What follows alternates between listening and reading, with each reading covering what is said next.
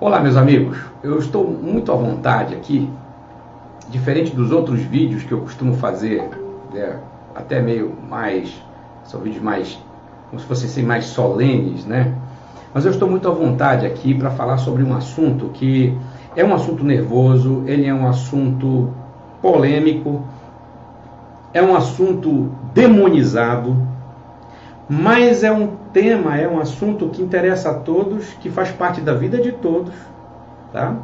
E que todos estão inseridos nele, e que esse assunto faz parte da vida humana, sabe? Da vida humana. Independente de você gostar ou não, de você aceitar ou não, de você ter repulsa ou não. E esse assunto é o assunto chamado política. Eu vou tratar, nesta oportunidade, eu quero tratar com vocês sobre o cristão e a política. Mas eu quero começar pelo geral, eu quero falar um pouco do conceito de política, porque tem muita gente que diz assim, eu não me envolvo com política, eu sou apolítico. E eu já vou dizer uma coisa para você, esse apolítico ele existe no dicionário, na prática ele não existe. Então eu quero falar sobre o conceito de política, eu quero falar sobre o conceito, né, de política. Eu quero falar a diferença para você entre o político de carreira e o político cidadão, que é você, que sou eu. O sistema político e os políticos de carreira, né, que eu já falei. É o político de carreira, ele faz parte do sistema político, tá? E nós somos os mandatários desses políticos de carreira. Eu e você, que não somos políticos, né, no sistema, mas somos nós que colocamos eles lá, eles nos representam. Então você está lá representado por alguém em quem você se elegeu, ou mesmo que seu candidato não se elegeu, mas você participou do processo. Bem, e aí depois eu vou entrar sobre o cristão e a política. Por quê? Porque na igreja, no meio cristão, há uma voz que ecoa muito alto por aí, uma voz que ecoa muito alta, melhor dizendo, de que cristão não se envolve com política, cristão não tem nada a ver, porque política é suja, política é do demônio, política é do diabo, política é corrupção e etc, etc. Se demoniza o assunto. Mas vamos lá, eu quero começar pelo conceito de política com você. Eu vou colocar aqui um conceito, vai aparecer no teu vídeo, porque isso aqui vai ser editado um pouquinho, né, para não ir muito longe. O site significados.com.br, que é um site muito conceituado sobre significado de algumas palavras que são importantes para a gente conhecer. Então ele vai dizer o seguinte: professor Menezes, mestre em ciência da educação, filósofo, né, professor de filosofia. Política é a atividade da governança, preste atenção para isso. Política é a atividade da governança do Estado e das relações de poder, e também uma arte de negociação para compatibilizar interesses. O conceito de política tem origem no grego politikos, uma derivação de polis, que significa cidade, e tikos, que se refere ao bem comum. Seria o bem comum dos cidadãos, o bem comum daqueles que vivem nas cidades, tá? O significado de política está, em geral, relacionado com aquilo que diz respeito ao espaço público e ao bem, olha só, ao espaço público, tá? E ao bem dos cidadãos e sua administração. A política é a atividade própria da cidade, dos cidadãos, dos habitantes da cidade, dos que convivem na cidade. Refere-se às relações humanas em um espaço comum, dividido e negociado entre os cidadãos. Isso envolve questão de liberdade, de responsabilidade, né? Dividido e negociado entre os indivíduos. Já o sistema político é uma forma de organização e governo que engloba instituições políticas que compõem um Estado. As instituições políticas, os poderes constituídos, legislativo, judiciário, executivo, os partidos políticos e outras instituições que estão relacionadas a esse sistema político todo, as vertentes de todos esses principais elementos do sistema político, tá? Aliás, que fazem parte, então, do sistema político. Bem, é assim, vamos lá. Já vimos então o conceito de política. Eu quero trabalhar um pouquinho desse conceito com você. Todos nós somos políticos. Eu e você somos políticos. Por quê? Porque nós vivemos nesse espaço compartilhado de indivíduos. Nós temos responsabilidades uns com os outros. Nós cultivamos relações humanas. Há interesses nessas relações. Não negue isso. Há interesses nessas relações. Há também uma relação de poder entre nós. Tá? Nós nos organizamos comunitariamente. Tá? E nessas organizações comunitárias, nós temos relações de poder. Tá? Nós temos relações de interesses e de poder. Então não adianta negar, é uma questão. Todos somos políticos, politicos. Todos vivemos no espaço público, seja ele de uma cidade grande, de uma cidade pequena, de uma megalópole, seja de um vilarejo, desde que você seja um cidadão. E como é que você é um cidadão? Vou mostrar para você que você é político, que você é política. Você é cidadão, você é cidadã. Você tem um título de eleitor. Ok, você é político, você é política. Você tem um CPF. Você é político, você é política. Você tem uma certidão de nascimento. Você tem uma certidão de casamento. As várias certidões que nós possuímos. Se você tem um carro, por exemplo, você tem o IPVA, você tem o licenciamento. A placa do teu carro é um elemento político. O espaço onde você vive, a casa onde você vive, você paga IPTU, você paga água e luz. O que são isso? São elementos políticos. São eventos políticos. São materializações, são práticas, melhor dizendo, práticas da ordem política, da vida política. Então, todos nós somos políticos. Tá? Posso eu ou você não ser um político de carreira, político ou uma política profissional, né, de carreira, eleito, mas todos nós somos políticos.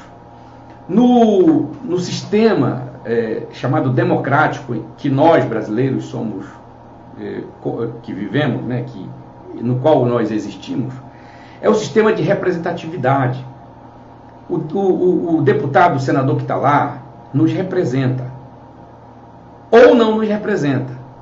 Por exemplo, vamos lá, você elegeu um deputado, ele foi eleito. Um senador, uma senadora, um presidente da república foi eleito. Aquela pessoa está representando você. E toda a maioria que elegeu essas pessoas. Tá? Mas aí o teu candidato não votou. Mas você participou do evento político. Você participou, você votou. Aí você diz, não, eu sou político, eu não voto. Eu anulo meu voto. Você é político. Sabe por quê? Porque você participou do evento político, você anulou o seu voto. Você participou do evento. Você é político. Você é política. Eu votei em branco. Você participou do processo político.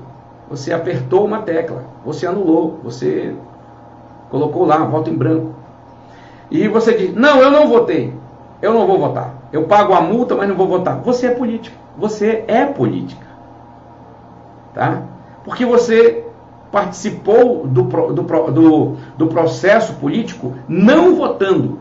Em algum momento você vai ter que comparecer diante da justiça eleitoral para justificar por que você não votou. Você não está no seu domicílio, então você justificou seu voto. Você é político, você é político. Então, não tem como escapar. Todos nós somos políticos. Todos nós. A única diferença aí é que eu e você não somos os políticos de carreira, eleitos. Mas todos os eleitos são nossos representantes. Mesmo que o meu não tenha ganhado, não tenha sido eleito, mas ele passa a ser meu representante porque foi o voto da maioria. E em uma sociedade democrática como a nossa, o eleito passa a ser representante da maioria. E, portanto, acaba governando para todos também. Ele não vai governar só para os eleitores dele, ele vai governar para toda a população do Brasil, do estado, do município. Né? Até porque não tem como descobrir quem votou nele. Tem que governar para a cidade, para o Estado, para a nação. Então ele é seu representante, sim. Nem que você seja oposição a ele, nem que você não goste dele. Tá? Muito bem, todos nós somos políticos. Por quê? Porque todos nós participamos do ambiente político, do ambiente da vida cidadã. Nós temos documentos. Esses documentos são documentos que eles surgem, eles aparecem e eles se tornam obrigatórios, né? Convencionalmente, eles se tornam obrigatórios. Por quê? Porque eles são resultados de decretos, de projetos de leis, de Constituição, de artigos da Constituição, de emendas constitucionais. Ou seja, nós vivemos praticando política o tempo todo. Então, eu respeito você, respeito a sua opinião de que você, eu não gosto de política, eu não suporto política. Você pode não gostar, você pode não suportar, você pode odiar a política, mas você faz política. Você exerce o papel de um ser político. Dentro de casa, você faz política. Os pais, a relação dos pais com os filhos, dos irmãos, há uma política de convivência. Existem interesses nessas relações. Existe também a relação de poder, de influência, de autoridade dentro de casa. Então, a política ela é praticada a todo momento. Vocês já ouviram falar de política da boa vizinhança? Pois é política sim. Tá? É uma relação política, que é uma relação de pessoas que estão visando o bem comum. Às vezes extrapolam nessa preocupação de visão de bem comum. Mas há sim uma política de boa vizinhança.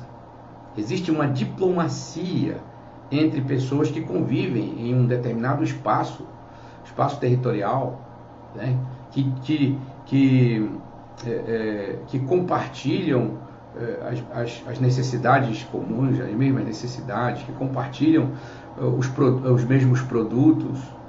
Então, a política está presente no dia a dia da gente. Então, meus amigos, eu estou trazendo essa. Eu não vou aqui filosofar com vocês, não vou aqui fazer análises ou comentários muito aprofundados. Eu quero jogar você na razão, para você entender que você é um ser político e não adianta fugir. Eu não gosto daquele cidadão, daquele governador, daquele presidente ou daquele deputado federal. Isso é um problema seu. Você não gosta. Mas aquela pessoa está lá e foi eleita pelo povo, pelos cidadãos. Ele acaba sendo o seu representante também. Seria do seu estado, seria do seu município, ou seria presidente da república, se é senador. Então, todos nós somos seres políticos. Até os animais que convivem conosco, eles são alcançados pelos atos políticos, sabia?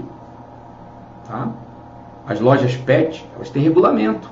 Isso são regulamentos políticos, porque são assinados por alguém. Tem um prefeito que assinou. Tem um grupo de vereadores que aprovou um determinado decreto para os animais. Vacinas para os animais, tratamento para os animais, castração, a forma de cuidar dos animais, o que não se deve fazer. Tem lei de proteção para animais. Então, meus amigos, não dá para fugir da realidade. Às vezes eu ouço a repulsa. Eu não gosto, eu odeio política, política é suja, política é coisa do diabo. Não, política não é coisa do diabo. Política é coisa do ser humano. E é uma convenção que ela foi permitida por Deus. O próprio Deus, inclusive, organizou politicamente um povo. Você sabia disso? Você sabe disso. Você que é crente sabe disso. Leia o Pentateuco. Leia Êxodo. Leia Levítico. Leia o livro de Levítico. Você vai ver Deus falando com Moisés, organizando um povo politicamente, gente. Leis de saúde, lei moral, as leis civis, as leis de higiene, as leis de relacionamento. Ou seja, Deus trabalhou politicamente. Olha, eu vou mais longe ainda. Deus trabalha politicamente. Porque Deus se insere, por exemplo, Deus se insere na vida humana, gente. Os instrumentos de Deus, os profetas, por exemplo, eles estavam interagindo diretamente na vida política. Eles iam diante dos reis, confrontar os reis. Né? A vida do povo de Israel, por exemplo, o povo judeu, o povo de Israel, o judeu a gente fala às vezes porque dividiu, né? As tribos se dividiram, ficaram os judeus e benjamitas e um pouco de levitas para um lado e as outras 10 tribos para o outro e mais a metade dos levitas. Política, gente, vida política. Tinha reis, tinha juízes, livro de juízes. Que é isso? É política, vida política, relacionamentos, interesses, poder, sabe? Ordem, legalidades. Tudo isso é vida política. Não é coisa do demônio. O demônio se insere na política como ele se insere em todos os ambientes da vida humana. Como ele insere como ele atrapalha, como ele corrompe todas as áreas da vida humana. E a política não fica longe disso. Então, eu quero chamar a sua atenção, a você que está compreendendo o que eu estou falando, para você pensar o seguinte: eu não posso odiar a política, eu sou político. Eu só não sou de carreira, mas eu sou um político. Eu tenho a obrigação de interagir politicamente, eu tenho o dever de me interessar pelos assuntos da vida pública. Você sabia que a fofoca é um evento político? É um evento político, sabe por quê? Porque está relacionado às relações humanas. A fofoca, por exemplo, né, uma interatividade, claro, negativa, evidentemente, mas ela está dentro do contexto político. É um interesse negativo, censurável, vamos dizer assim, pela vida do outro. É um evento político. Tá? Então vamos lá. Eu queria deixar primeiramente isso para você. Tudo que a gente faz na vida, gente, é política. Tá? Está relacionado à política. A forma como você vive na cidade são hábitos políticos. Os semáforos nas ruas são eventos políticos, são fatos políticos. Porque ali atrás daquela cor tem lei. Tem um código de trânsito que foi elaborado por políticos de carreira, pelo sistema político do Estado brasileiro. Então, para você dirigir um veículo, você precisa tirar uma carta de motorista. O que é isso? Isso é regra, isso é regulamento, isso é lei. Isso é política.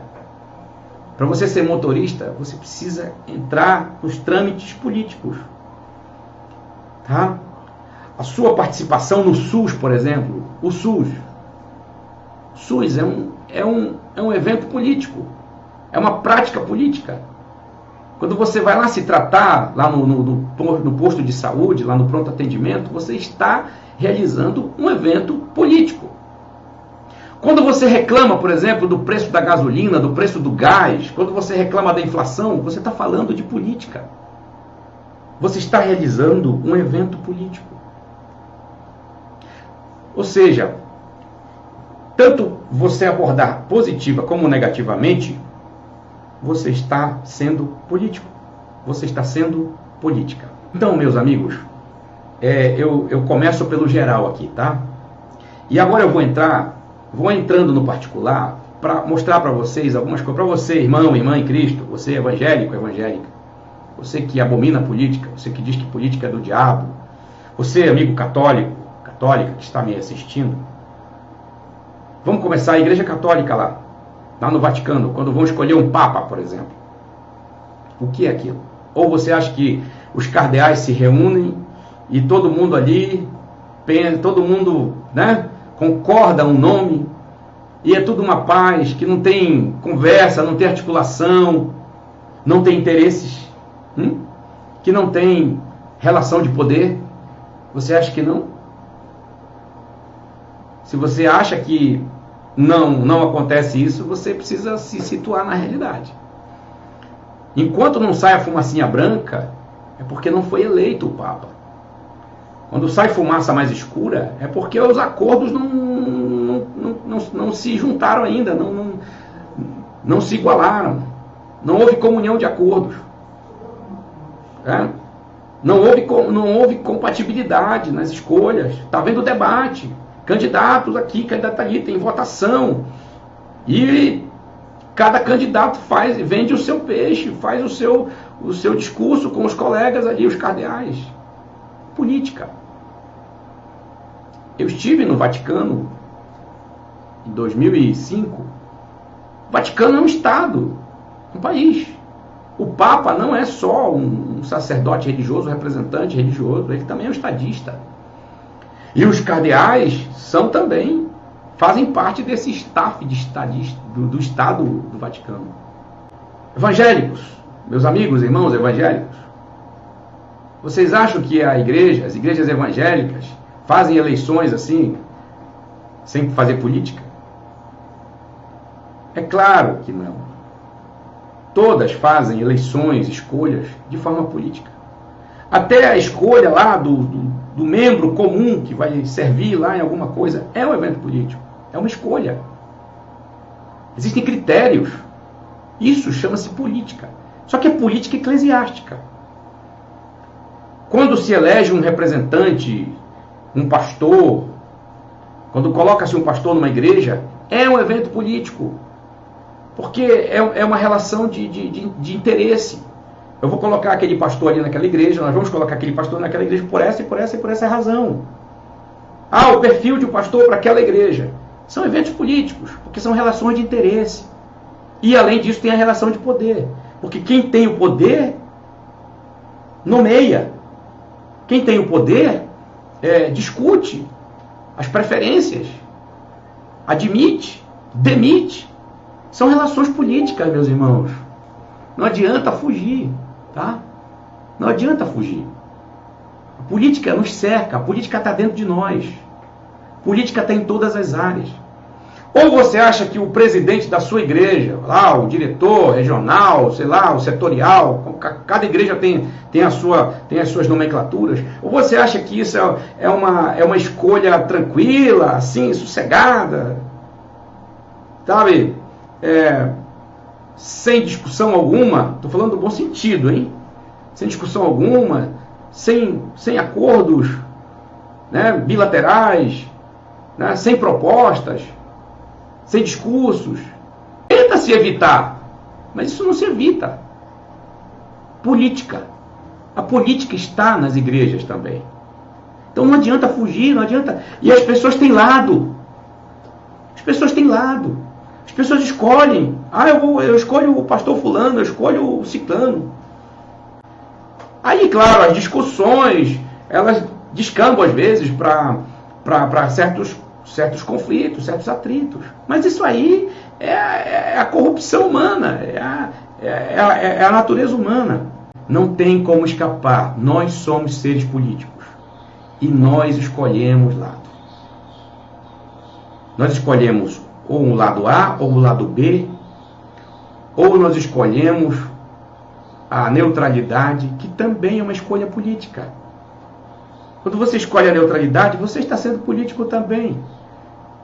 Não tem como escapar. Envolveu a gente, é envolvente.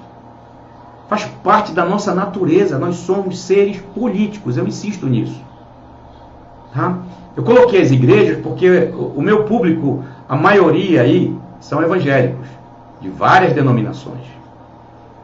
Todas as igrejas evangélicas têm suas escolhas.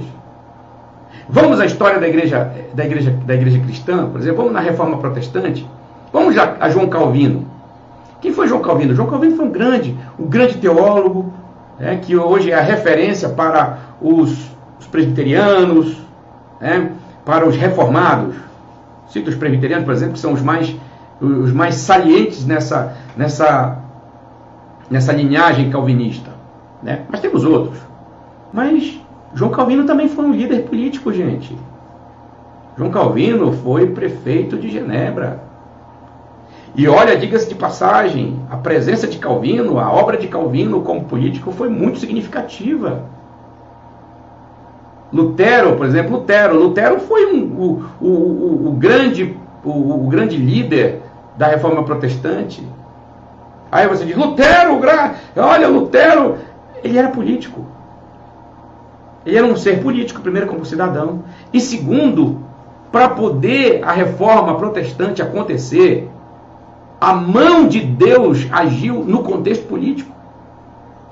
Se o rei do Império Germânico não tivesse dado proteção para Lutero teria sido morto.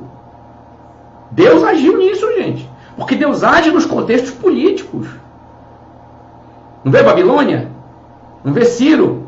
Não vê Artaxerxes lá, o marido da rainha Esther, o rei? Deus trabalha nos contextos políticos.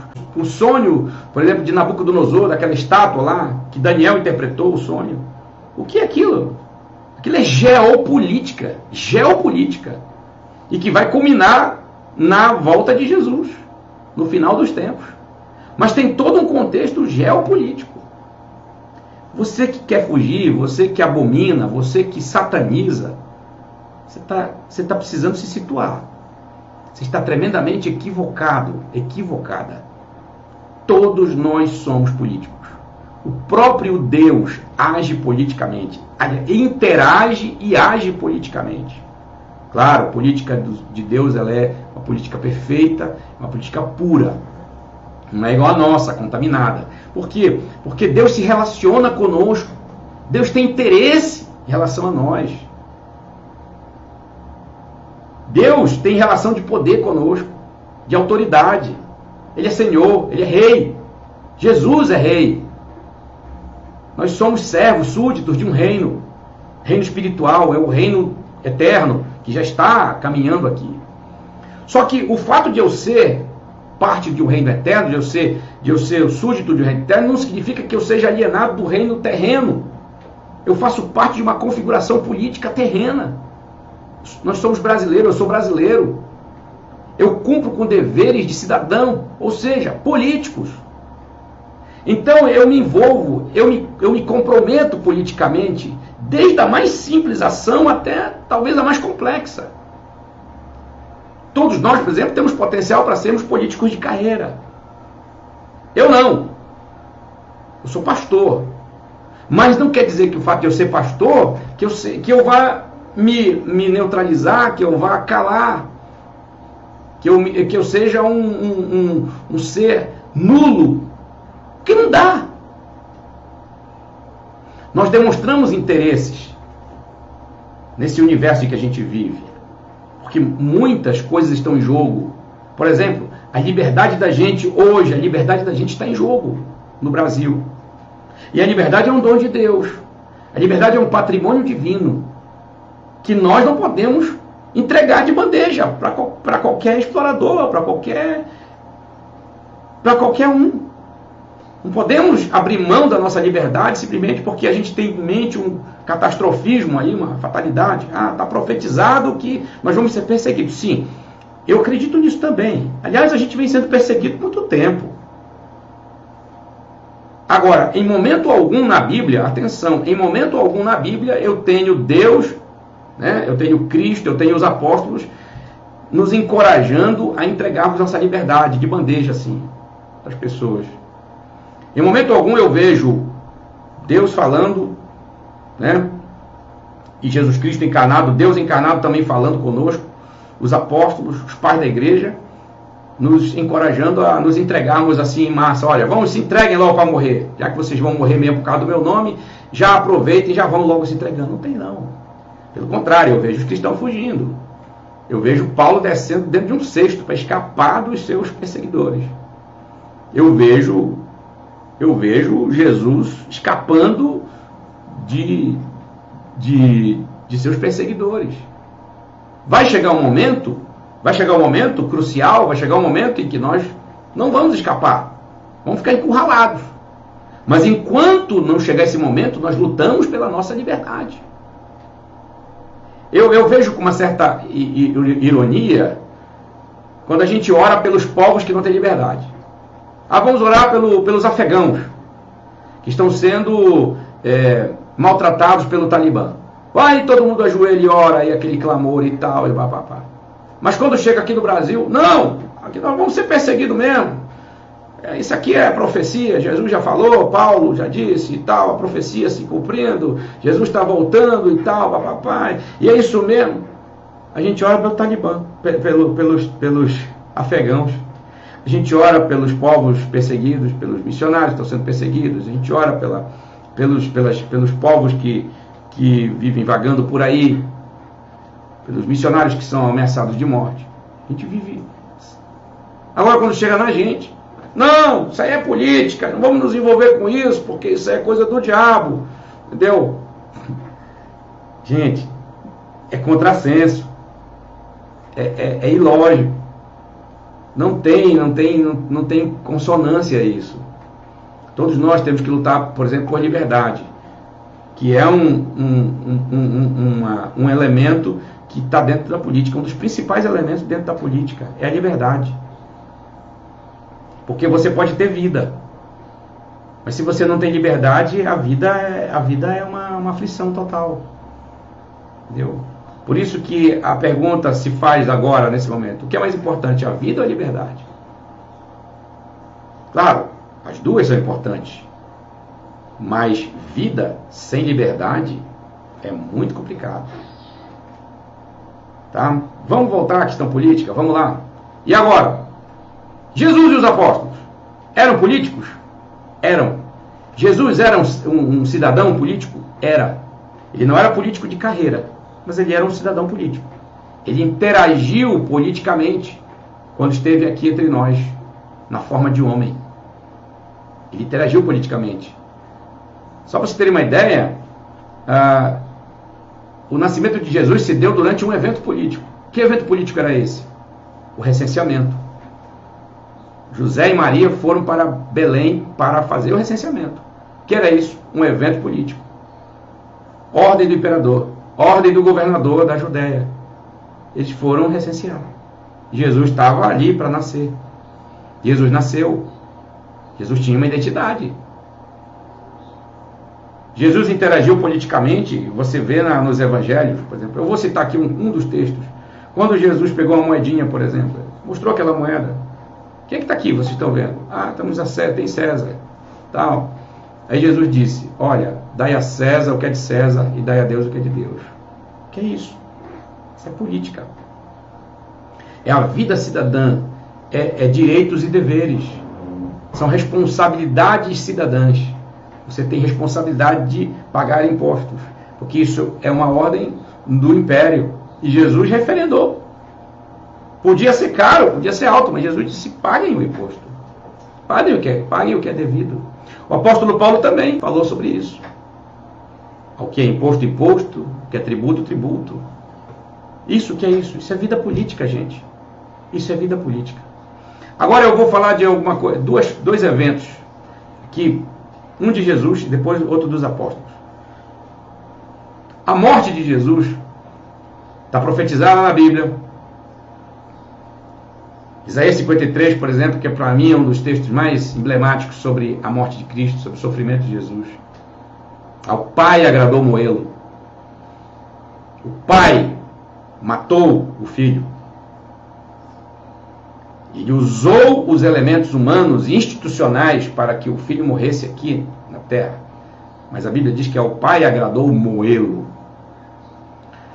No entanto, com toda a parte sobrenatural, espiritual, envolvendo tudo, a morte de Jesus foi um evento político. Vocês lembram que Jesus compareceu diante de Pilatos? Pois é. Jesus compareceu diante de Herodes e diante de Pilatos. Diante de Pilatos, a gente tem o evento bem mais narrado, né? Quando Pilatos disse, tu sabes que eu tenho poder para te crucificar e para te soltar, né?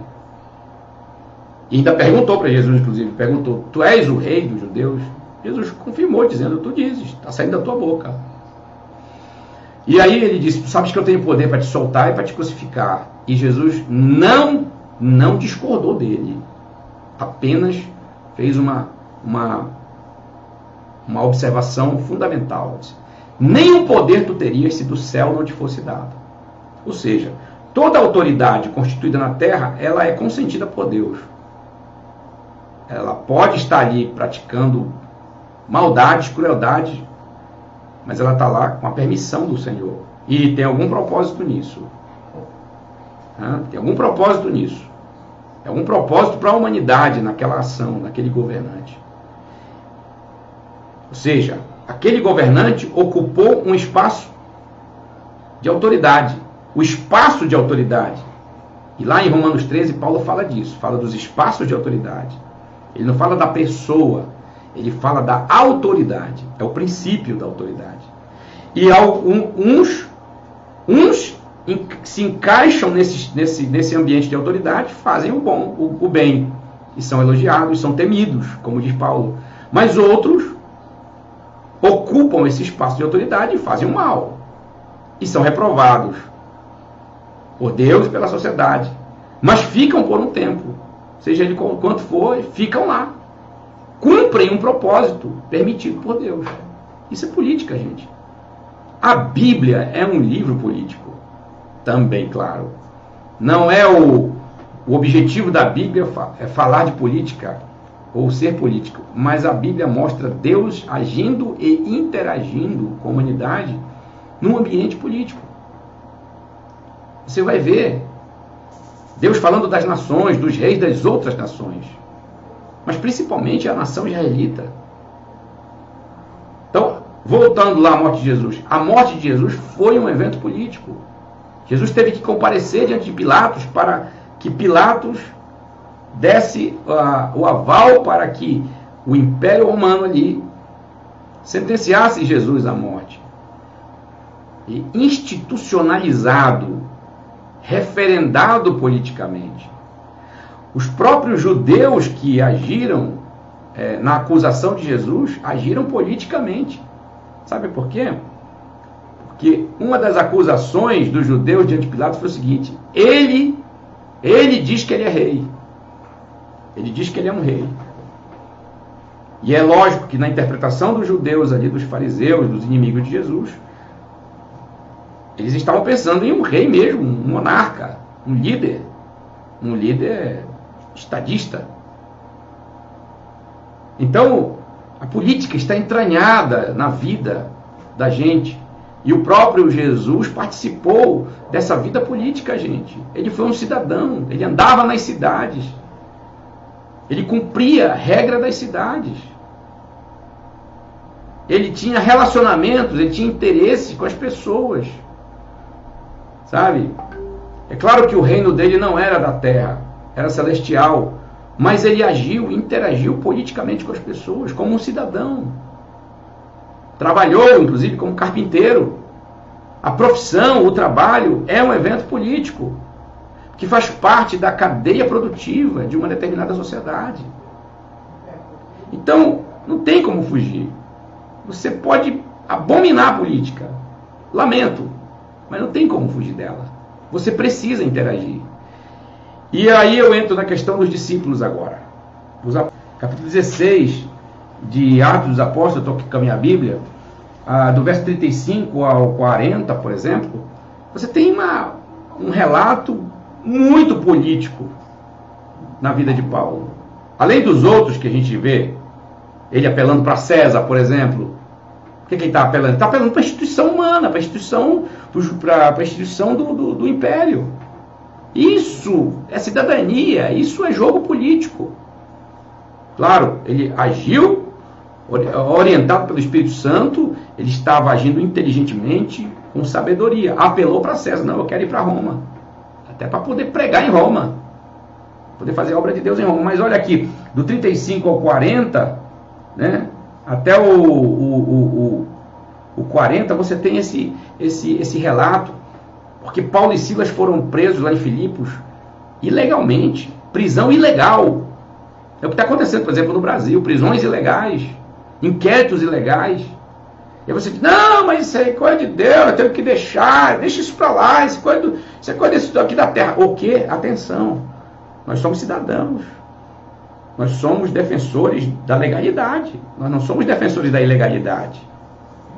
Eu e você somos pregoeiros da justiça, a Bíblia diz.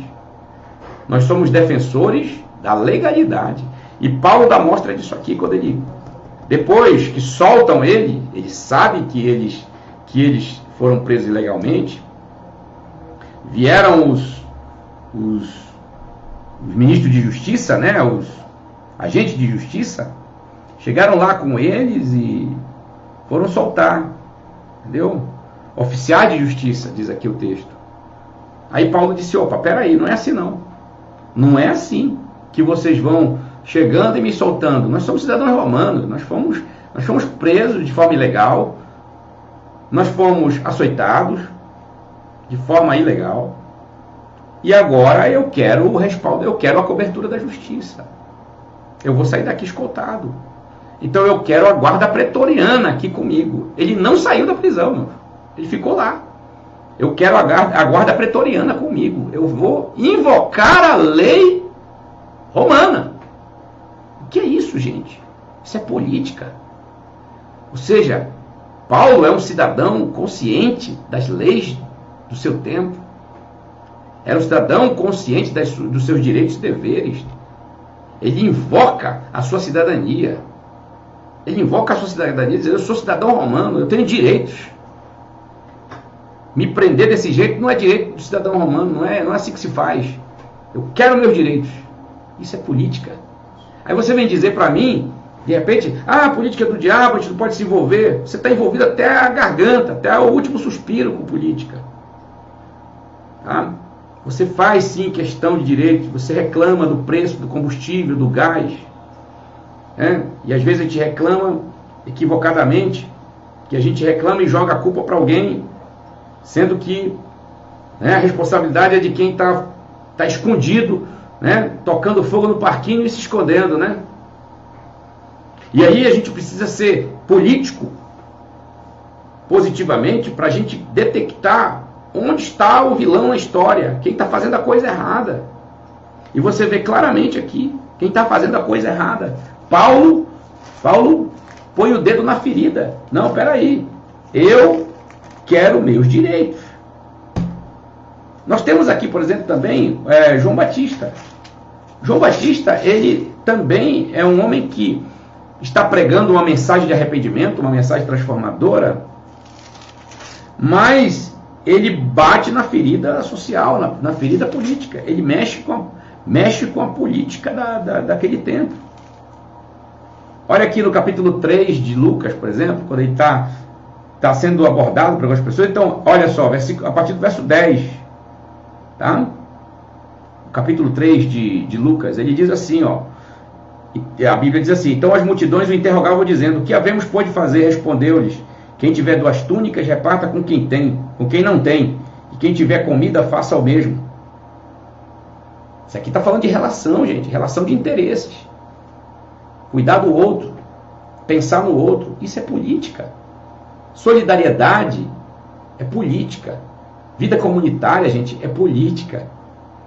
E João Batista toca na ferida. Aí os publicanos, os cobradores de impostos, foram para ser batizados e perguntaram, mestre, que havemos de fazer? Ele respondeu, não cobreis mais do que estipulado. Que isso, gente? João atacando questões muito nervosas da política. Cobrança de impostos, né? O fisco, e a desonestidade, a corrupção também nisso, né? Aí nós temos, os soldados lhe perguntaram, e nós, que faremos? E ele lhes disse, a ninguém maltrateis, não deis denúncia falsa, e contentai-vos com o vosso soldo. Isso é justiça social, a verdadeira justiça social, não aquilo que alguns andam pregando por aí. Então, nós temos a Bíblia, os servos de Deus, os profetas, Jesus, o apóstolo Paulo, interagindo politicamente e abordando temas da política, da vida pública, daquilo que é público. Lembram que a política está relacionada ao bem comum? Pois é. A Igreja de Cristo Jesus, tanto como organismo como organização, é uma entidade política. Para uma igreja, para uma denominação se estabelecer num lugar, ela tem que se registrar num cartório, ela tem que ter estatutos, ela tem que ter um CNPJ para estar legal, para ela não ser clandestina. Ela tem que cumprir com a legalidade daquele lugar. Tá? Isso é política, gente. Isso é política. Você pode odiar, mas é verdade, é política. A gente se submete e a gente tem que entender disso. Como é que os gestores eclesiásticos, se não interagirem politicamente, como é que eles vão fazer essas coisas? Como é que eles vão tratar dessas burocracias, dessas formalidades, melhor dizendo? Isso são eventos políticos. Documentos são eventos políticos, são elementos políticos da vida política. Não adianta fugir. Não adianta fugir. Somos todos políticos. Tá? Eu vou agora mostrar para você que nós estamos vivendo agora um momento em que todos precisamos nos interessar e agir de forma lúcida e de forma positiva politicamente. Eu falei anteriormente, agora há pouco, que nós temos um elemento da vida nossa, está em jogo, chama-se liberdade.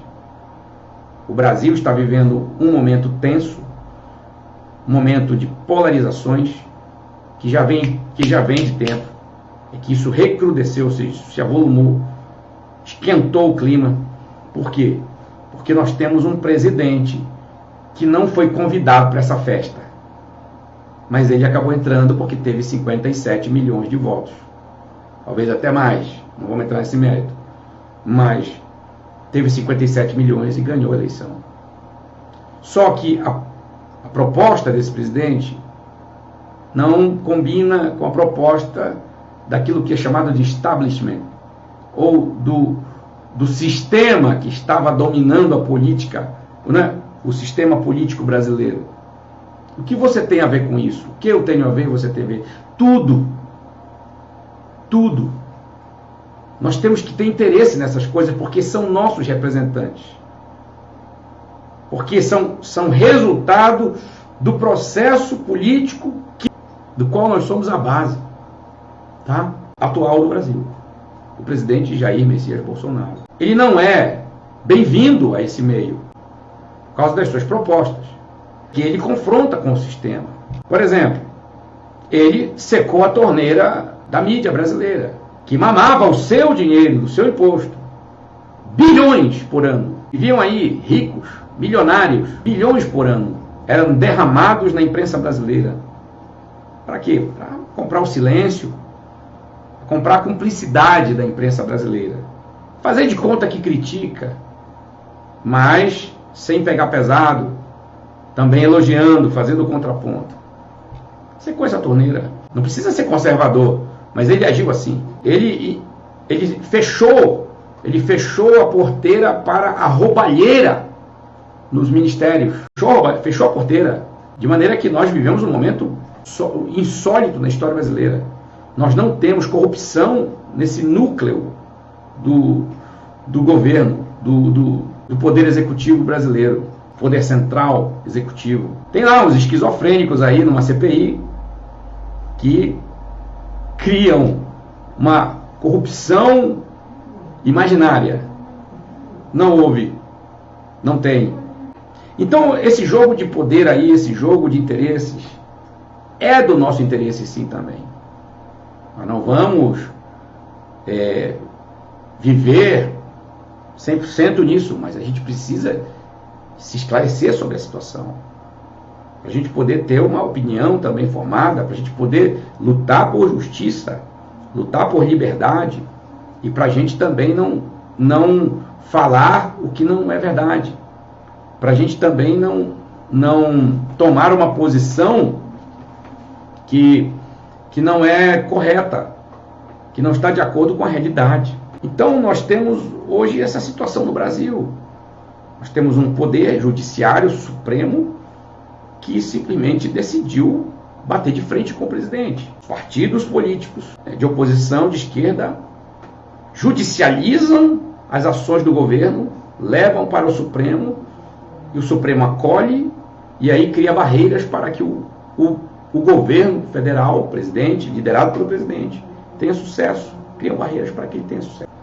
Muitas ações, por exemplo, do presidente, não tiveram sucesso, porque foram barradas justamente pelo Poder Judiciário, via partidos de oposição. Durante 2 anos, os primeiros 2 anos do governo, algumas medidas provisórias que seriam muito benéficas para o povo brasileiro não foram avante, não foram aprovadas. Por quê? Porque havia um presidente que era contrário ao presidente. Passou 2 anos sabotando o povo brasileiro, não é o presidente, o povo, os interesses do povo, porque a pauta que ganhou a eleição foi a pauta dele. As pautas que eram do nosso interesse, que eram para o nosso benefício, não passaram. Por quê? Porque o presidente da Câmara sentava em cima das medidas provisórias, dos projetos do governo federal. Isso não tem a ver com você? Claro que tem. Muita coisa, se fosse aprovada, estaria sendo benefício para você. Estaria sendo beneficiando a tua vida, o teu dia a dia. Se você realmente não tem nada a ver com política, se você realmente não tem nada a ver, não reclame do preço da gasolina. Não reclame do preço do etanol, não reclame do preço do gás. Se você realmente não tem nada a ver com a política. Se a política é do diabo, não reclame da alta dos preços. E aí a gente precisa se interessar politicamente. Por que os preços aumentaram? Estava indo bem o Brasil, até chegar a pandemia. A pandemia estragou tudo. Poderia ter sido menos. A tragédia poderia ter sido menor. Se os governadores não tivessem assumido, com autorização do Supremo Tribunal Federal, se os governadores não tivessem assumido a gestão da crise, da pandemia, teria sido menos impactante o que nós estamos vivendo hoje.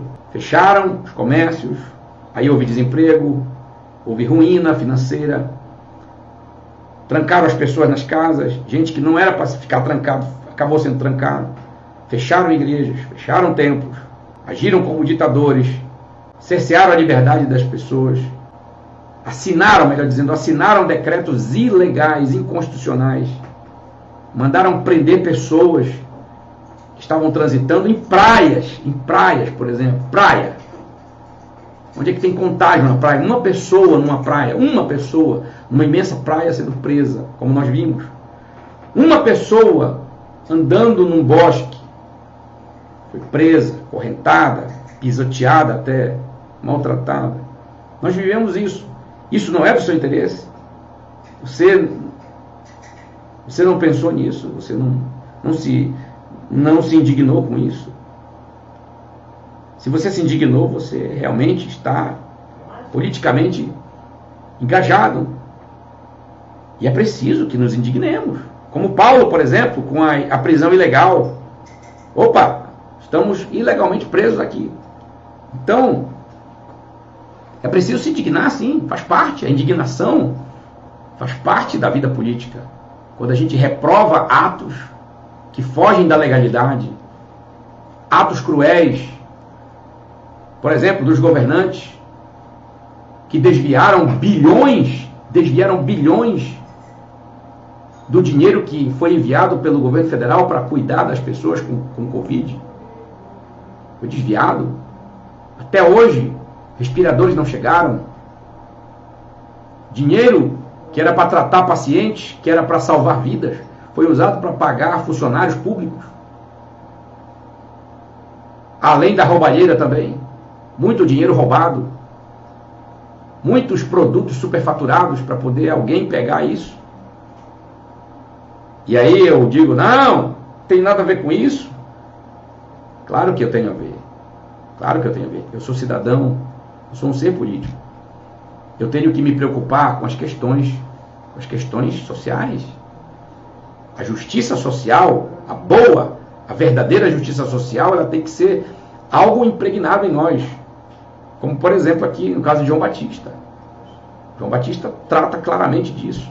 Olha, não dê denúncia falsa a ninguém. contentai-vos com o soldo de vocês, né?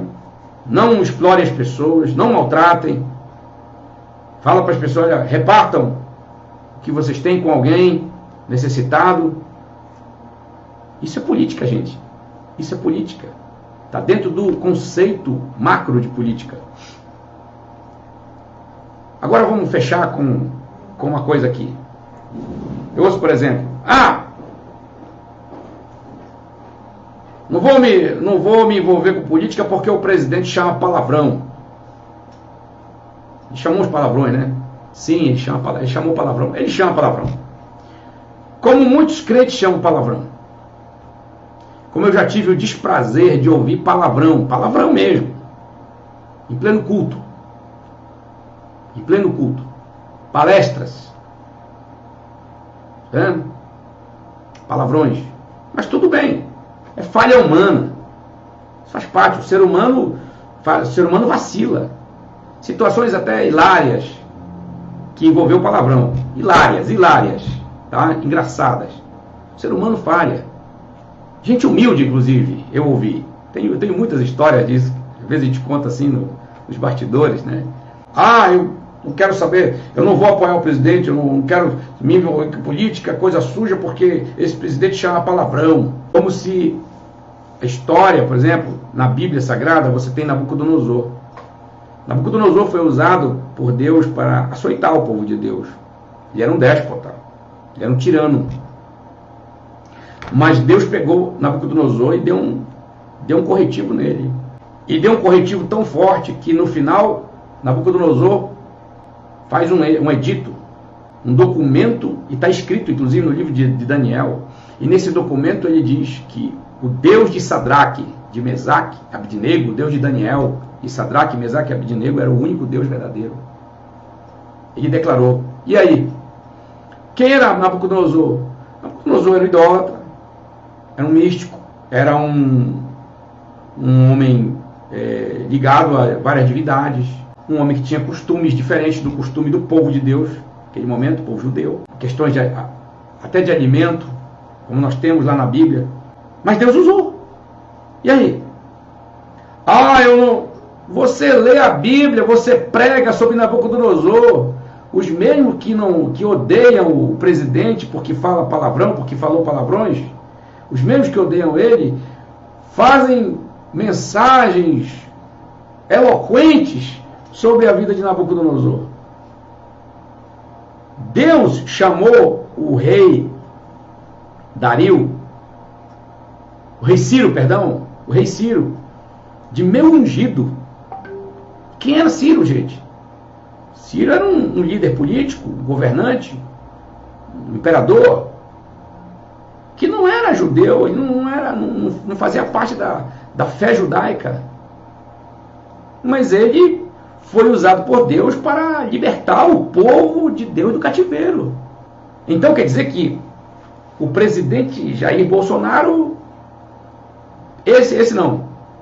A gente não pode sequer cogitar que ele foi um instrumento que Deus colocou no Brasil para barrar uma avalanche de medidas, de costumes que estariam sendo institucionalizados, que virariam leis para nós hoje.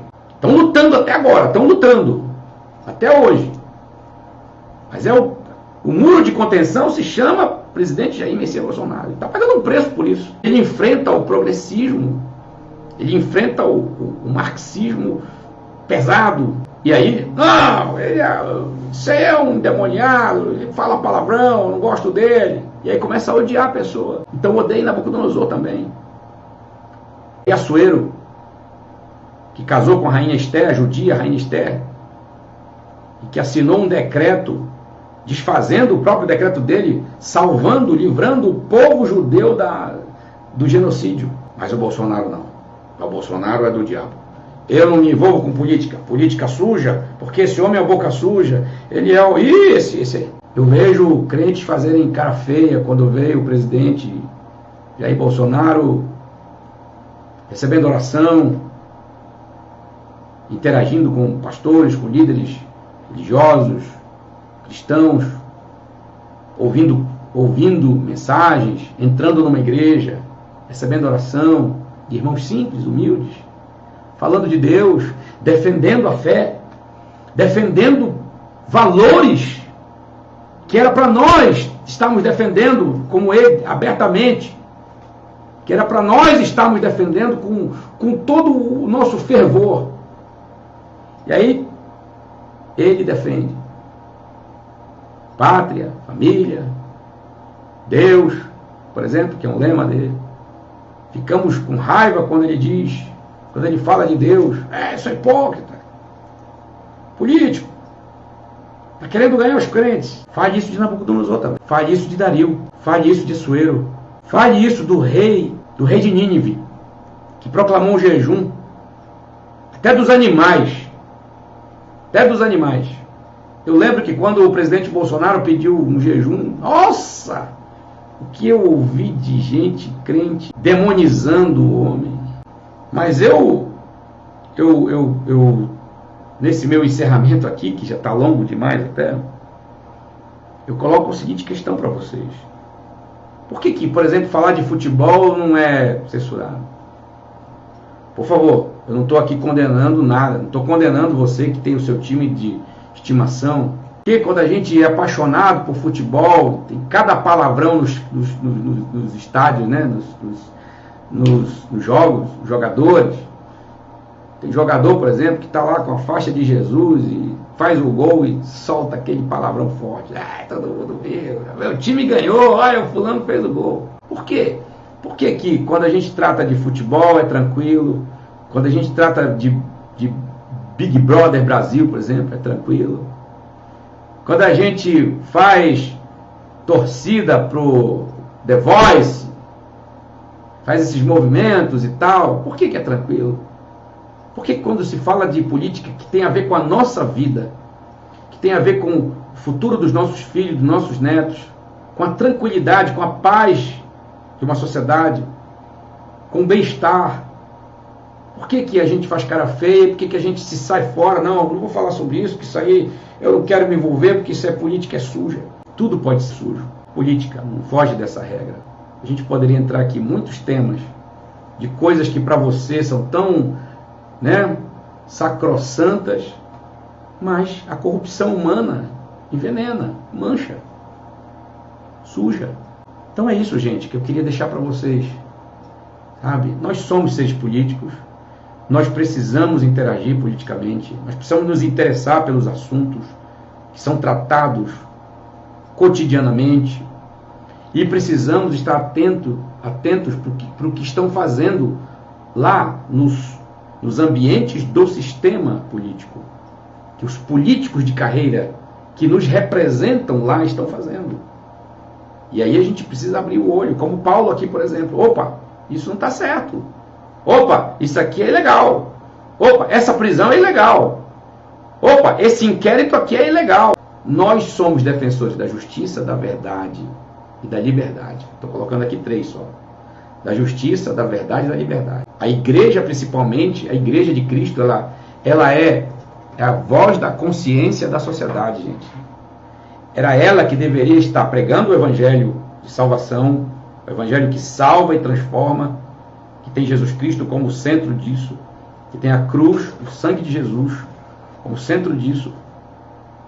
Mas, juntamente com essa mensagem transformadora, ela tem que pregar, ela tem que defender a justiça, a verdade e a liberdade. Mesmo que um dia ela vai ser vencida, entre aspas, que ela vai ser perseguida de morte. Mas enquanto ela é majoritária em uma determinada sociedade, enquanto os valores cristãos, por exemplo, são majoritários em uma determinada sociedade, nós devemos lutar para que eles sejam praticados, para que eles sejam exercidos. E aqui no Brasil nós temos isso. Somos majoritariamente conservadores, cristãos, com todos os defeitos que temos. Mas nós defendemos valores que são embasados nas Escrituras, no Evangelho. Isso é uma porta aberta para a salvação, para a pregação do Evangelho, gente. Isso é uma porta aberta para a pregação do Evangelho. É a oportunidade que Deus dá. uma sociedade majoritariamente cristianizada. É uma porta aberta para a evangelização, para pregar o evangelho, porque aí se torna mais compreensível a palavra, a mensagem de salvação. E é importante pregar liberdade também, defender a liberdade. Liberdade é um dom de Deus, não é dom humano não, gente. O homem administra a liberdade, mas ela é dada por Deus, é um atributo divino. Tá? É um atributo divino. Nós temos que lutar por isso. O nosso presidente hoje está lutando pela liberdade da gente. Porque ele sabe muito mais que a gente, ele sabe o perigo que nós estamos correndo. Alguns dias atrás, nós aqui em Bauru, nós cuidamos de 14 venezuelanos. Você não tem ideia do que a gente ouviu deles.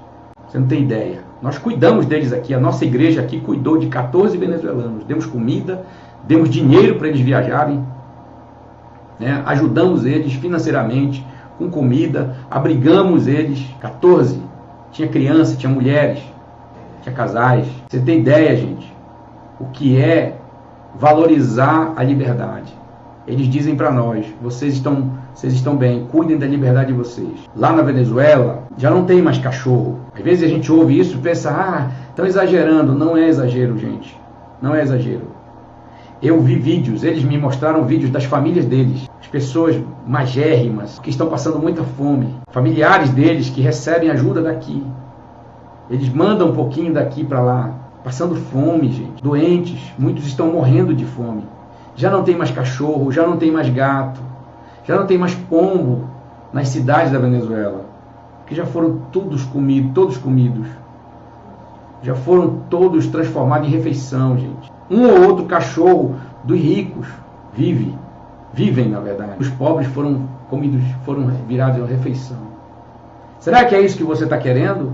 Você, por exemplo, que defende uma dieta santa, né? Não, eu não como carne de porco, por exemplo. Eu não gosto nem de que corte a carne de boi com a faca que cortou a panceta lá do porco. Você está preparado para comer cachorro? Você que fala em perseguição? Você que já está entregando os pontos? Você está preparado para comer cachorro? Para comer o seu cachorro de estimação? O seu poodlezinho lá? Entendeu? Porque na hora da fome, mano, você vai olhar pro poodle, você vai ver um churrasco, uma picanha. Você está preparado para comer seu gatinho? Que você trata muito bem com refeição pet? Você põe até roupa. Você está preparado para comer seu gatinho, seu cachorro? Você está preparado para comer rato, como eles estão comendo lá? Você está preparado para comer pombo? Está preparado? Está preparada? Então pronto. Agora, não venha dizer que você não é político, que você é apolítico, que você não tem nada a ver com política, que você não quer saber de política, porque você quer saber muito. Você quer saber muito de política. E toda vez que você fala de preço de carne, de preço de gasolina, de preço de gás, toda vez que você fala do presidente, xinga, chama ele de genocida, de tudo, de demônio, de satanás, que você xinga um deputado, um senador, governador, sabe lá quem mais, você está sendo extremamente político. E aí, atrevo-me a dizer, está exercendo uma política bem grosseira. Tá? Então é isso que eu queria deixar para vocês nesta oportunidade. Estou muito à vontade aqui, estou falando muito à vontade. Tá? E que Deus nos abençoe, que Deus abençoe o Brasil. Dia 7 de setembro vai ser uma data muito importante para nós. Nós temos que, de alguma maneira, nos manifestar. Quem for para as ruas deve ir de forma ordeira e pacífica, gritar pela sua liberdade, apoiar aqueles que estão querendo lutar pela nossa liberdade, aqueles que estão lutando pela nossa liberdade, que estão se adiantando, que estão antevendo um grande perigo, que querem nos tirar desse perigo. Eu creio que Deus não colocou, por exemplo, esse presidente aí de abelhudo, não. Tem um propósito. Eu, particularmente, venho orando desde 2010 que eu venho orando a Deus para Deus levantar pessoas de bem nesse Brasil. Não pedi crente, não pedi pastor, eu não pedi ninguém assim que... Não pedi ao Senhor, não fiz pedidos específicos, tipo, Senhor, coloca uma pessoa que seja um frade ou uma freira, um cristão bem piedoso. Não, eu não pedi, eu só pedi gente, eu pedi pessoas, levanta pessoas que defendam a verdade, a justiça e a liberdade. E eu tenho visto isso, E eu hoje luto e oro para Deus preservar por um bom tempo isso. Até que, infelizmente, a coisa vai afunilar e aí a gente vai estar na mão de Deus. Quem não for para as ruas, fique em casa orando. Eu vou sair às ruas dia 7 de setembro, vou pegar meu material de som, eu vou pregar o Evangelho, eu vou pregar a liberdade de Cristo. Mas também vou fazer menção da liberdade da gente, da liberdade de nós, cidadãos. Vou fazer menção disso, mas vou falar da liberdade mais importante, que é a liberdade que Cristo nos dá, independente da situação que estejamos vivendo. Fiquem na paz do Senhor Jesus, até uma próxima oportunidade, se Deus assim nos permitir. Um abraço para todos.